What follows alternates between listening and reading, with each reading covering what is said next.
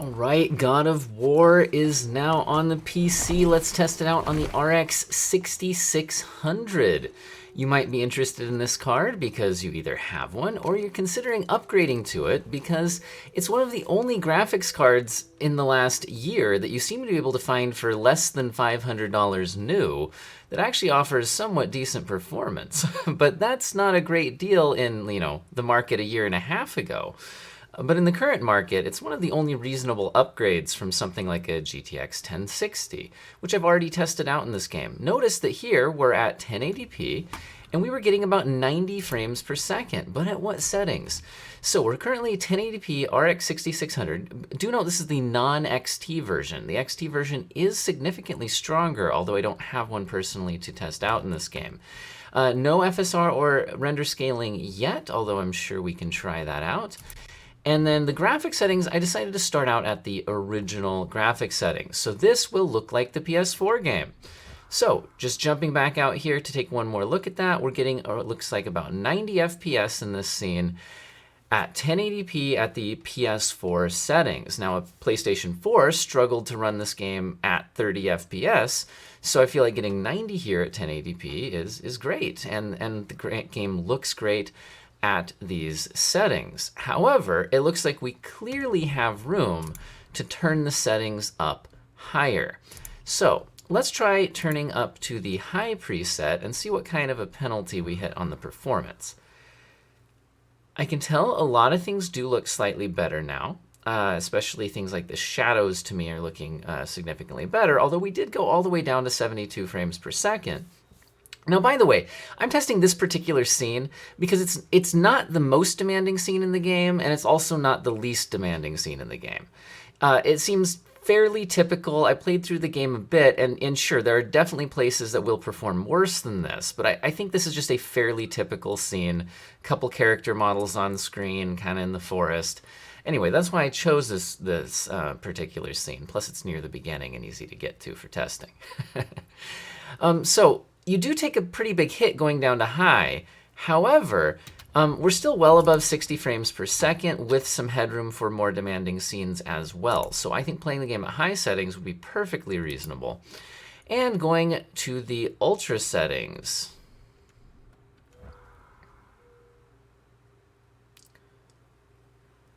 So it does look like in this game the ultra settings will drop us below 60 frames per second. However, what I'd like to test next is which of the ultra settings is the problem, because you don't just have to move all the graphic settings as a full preset, but sometimes figuring out which exact settings to optimize is a bit of a chore. However, on my other GPUs, I noticed that there's really one ultra setting that's the problem. Just one. It's the shadows. So you can't adjust them when you're on the presets. You have to scroll over to the custom setting. And once you're on custom settings, I can select custom settings with the shadows on high. Notice that everything else is ultra. I can't turn ambient occlusion any up from high. That's as high as it goes. So shadows on high instead of ultra. And check this out. We're hitting 60 FPS now. Like I said, I think there are going to be some scenes in the game that do become a little bit more demanding than this one. So I'm not going to guarantee that you'll never fall below 60 FPS. But I think that for most of the game, you're going to be at least averaging 60 FPS with these settings with some dips. And again, that's basically ultra with shadows turned down to high. Now, there's also options like render scaling and FSR in this game. I'm going to test this GPU at 1440p, where I think the FSR can look a little bit better because it has more to work with. I'll try it out here at the UltraQuality setting, and you can decide whether it makes sense to you.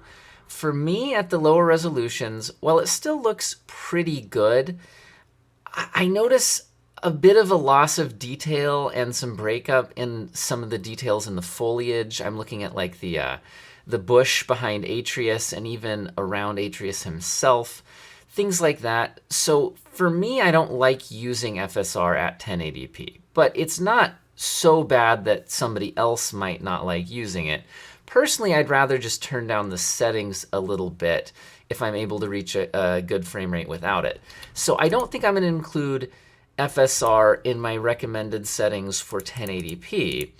I think my recommended settings for 1080p are going to be either just playing at ultra settings with shadows turned down to high if you want to go for the best looking experience, and then just playing at the original settings if you want a high frame rate experience. Those would be my options. And obviously you could go to original and turn a few things up to high and customize in between. But if you're just going for high frame rate experience, I think original settings, and best looking experience, ultra with shadows set to high, and I think you're going to be good to go. Let's test this thing out at 1440p. All right, here we are at 1440p. Now, this graphics card is not really designed and marketed as a 1440p card. It certainly performs better at 1080p, and relative to other GPUs, it kind of falls a little bit in performance at 1440p, I think due to its memory bandwidth structure in the Infinity Cache, but whatever. Anyway, the point is though, just because it's not designed and marketed for 1440p doesn't mean it can't perform. You can see here that we're over 60 frames per second and the game's looking pretty good. What sort of settings are we at? Well, 1440p, native resolution, no FSR trickery here or anything like that. And the graphics settings are at original. So you can play at the original PS4 graphics quality, getting 60 FPS average. Like I said, I'm sure in some scenes you will drop, but in some scenes you'll do much better. At the original PS4 settings, and the game looks great. So this is absolutely going to be usable at 1440p. Let's check a couple of things. First of all, could we get a bit more frame rate somehow? And also, could we kick up the settings a little bit? Well, let's just benchmark it at high settings, see where we get. I'm sure we'll drop below 60. Let's see how badly.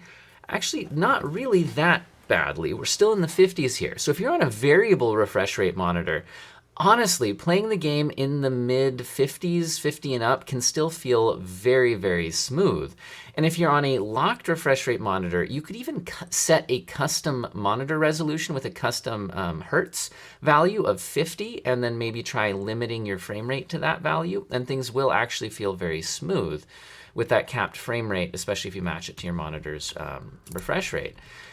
Alternatively, we could even go up to ultra settings. Let's see how it goes, just for benchmark. Okay, even at the ultra preset, we're now 39 frames per second, which honestly is still better than the PS4 does, at like 1080p. So the other thing you could do here, like I said, is lock the refresh rate. So since this game was really designed to be played on a console at 30 frames per second, you could easily frame rate limit to 30 or whatever you can get your monitor to go to, and get a very smooth experience here with maxed out visual quality at 1440p. And it's not a completely unreasonable way to play the game, although just a reminder that we should also test out turning down that one crazy setting. Let's take those shadows back down to high, and notice that we bump from 39 all the way up to 46. So the game maxed out except for shadows turned down to high can actually really get you a pretty decent experience on a controller, especially if you're willing to set like a frame rate limiter, that kind of a thing, or match a monitor refresh rate or variable refresh rate. A 46 frame per second average can feel pretty good, and like I said, is better than what the PS4 originally delivered on this title, so not bad at all. I think we should also try out what FSR could do for us.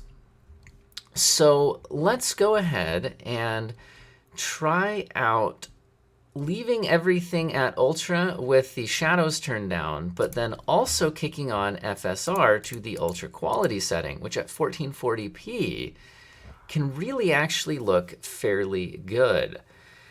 I notice a slight fuzzing to some of the details. So I personally like to just use FSR at 4K, where it's less noticeable to me.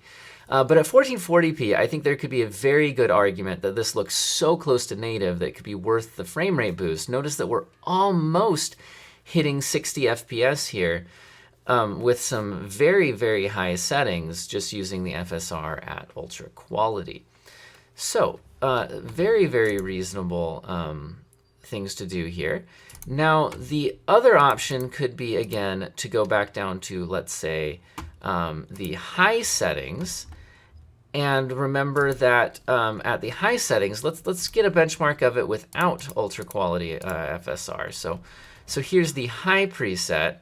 Remember how we were not quite hitting a 60 FPS experience here.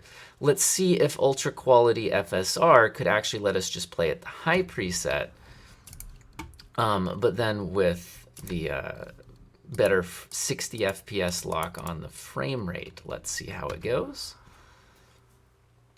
And that does get us enough above 60 that I think even more demanding scenes will stay fairly close to 60, even if it does drop a bit below. So I think my recommended settings for 1440p in this game, personally, I might just play at the original quality PS4 settings. But I think this also makes a lot of sense, playing at the high settings with FSR on, if to your eye FSR looks so close to native that you'd like to go with it. This is performing well enough that I think I want to test it out at 4K as well, just to see if we could get like a 30 FPS 4K experience. Well, I'm actually pretty impressed with the performance here at 4K on this budget RX 6600 GPU, although, you know, budget in these markets, you know, is relative. But we're over 30 FPS, which means we're getting similar to the original PS4 frame rate, and these are at the original PS4 settings. So the graphic settings here are currently at the original, and currently no FSR being used and no render scaling. This is native 4K at the original PS4 settings. And like I said, we are over 30 FPS. I'm sure there are some demanding scenes where it would drop a bit below that, but so did the PS4. But remember, the PS4 ran the game at 1080p. So I guess what I'm getting at here is you could get the original console experience, but at 4K if you're willing to play the game at 30 FPS. Now, I'm curious what FSR could do for us here. So if we go to FSR UltraQuality, which at 4K to me looks extremely close to native, we're now up into the mid 40s. And so I think that you could get a very, very surprisingly playable 4K experience on this graphics card, even with some scenes being a little bit more demanding than this one. And if you're playing sitting back on a TV, just going to point out that I think it would be actually even hard to tell if you drop down to the quality setting when you're at 4K. Now, I'm on a 48-inch TV and sitting extremely close to it, so I can definitely start to see a bit of a fuzzing of some of the details. So I wouldn't go down to the quality setting unless I was, you know, sitting farther back or on a smaller screen. But if you're using this hooked up to your TV, playing back on your couch, going down to these quality settings is now getting us pretty dang close to 60 FPS, at least in this scene. So I would say that the 4K performance on this GPU is honestly much, much better than I thought it would be. I hope all of you have an excellent day.